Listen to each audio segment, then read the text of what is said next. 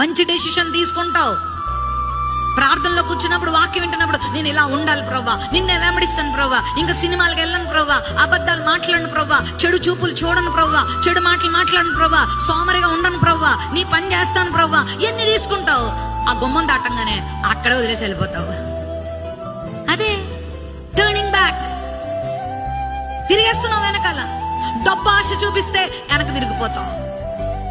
లోకం ఆశ చూపిస్తే వెనక తిరిగిపోతావు. సుఖం శరీరం అంటది, ఏం వెళ్తావు, శరీరం బాగా నిద్రపెచ్చు, బాగా తిను, బాగా పడుకో, బాగా సుఖంగా ఉండు.